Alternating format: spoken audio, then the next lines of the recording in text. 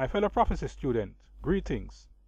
Jesus' parable of the wedding feast in Matthew 22 is in fact a prophetic countdown of events from the time of Israel to the end of the world. Contrary to what evangelicals would have us believe, among the things that are predicted in that parable is the rejection of the Jews as a nation. As we examine the parable, we get a peek into the future and see how God's eternal purpose will be accomplished, despite the reluctance of those he once cherished as his peculiar treasure. The parable started out in this manner. The kingdom of heaven is like unto a certain king, which made a marriage for his son, and sent forth his servants to call them that were bidden to the wedding, and they would not come.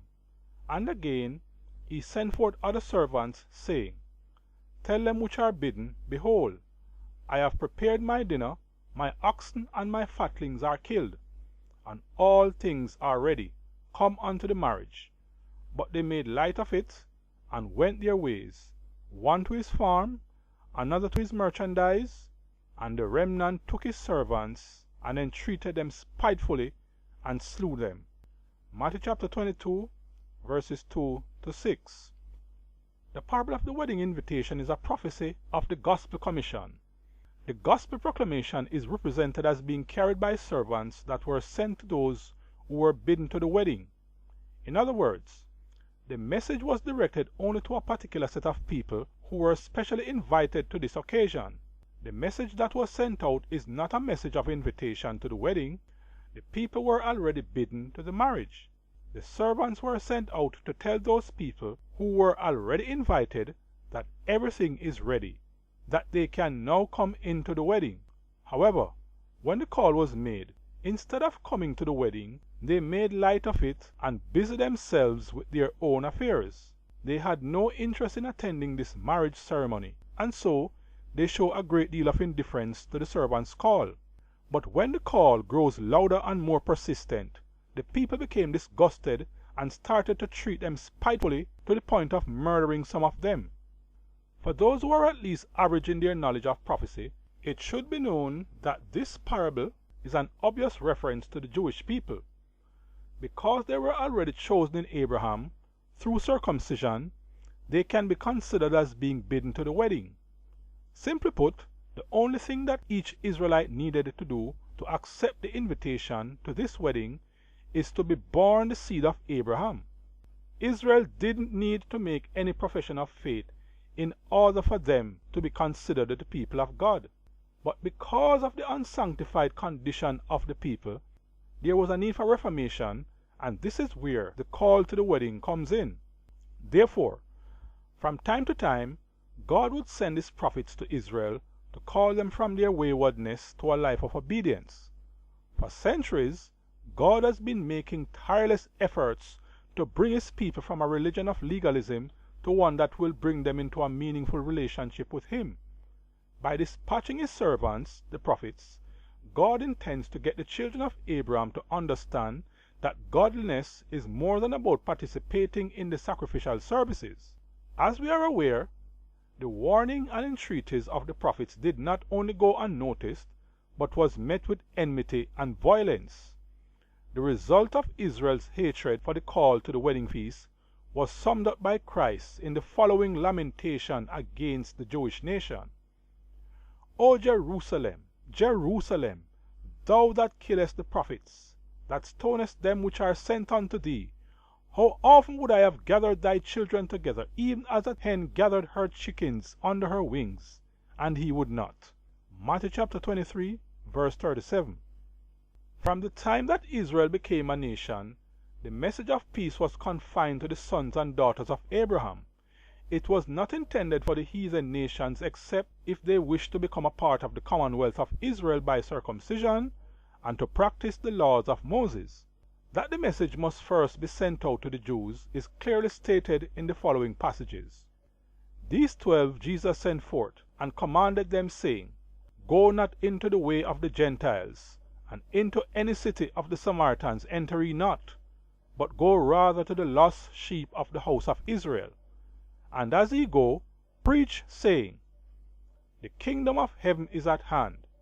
Matthew 10, verses 5 to 7. And another text in the book of Romans says, "For I am not ashamed of the gospel of Christ, for it is the power of God unto salvation to every one that believeth, to the Jew first, and also to the Greek." Romans chapter 1 and verse 16. When God saw that the Jews will not respond to the call to repent and reform, when he saw the cruelty with which they treated the prophets that were sent unto them, his anger was kindled. Therefore the people of Israel were forsaken, and their house was left unto them desolate. This is how the parable continues. But when the king heard thereof, he was wroth, and he sent forth his armies, and destroyed those murderers, and burnt up their city. Matthew 22 and verse 7. The judgment of the Lord was executed upon Jerusalem when the Roman army laid siege against the city and subsequently razed it to ruins. This event took place in AD 70, and it fulfills the parable in no uncertain terms. It was then that the gospel went fully to the Gentiles as a result of the work of the apostolic brethren who fled the city of Jerusalem before its destruction. Thus the parable continues. Then said he to his servants, The wedding is ready, but they which were bidden were not worthy. Go ye therefore into the highways, and as many as ye shall find, bid to the marriage. So those servants went out into the highways, and gathered together all as many as they found, both bad and good. And the wedding was furnished with guests. Matthew 22, verses 8 to 10. Notice the language that is used in the command to go into the highways, and as many as ye find, bid to the marriage. Unlike the case with Israel, this is a set of people who are just getting the invitation to the wedding.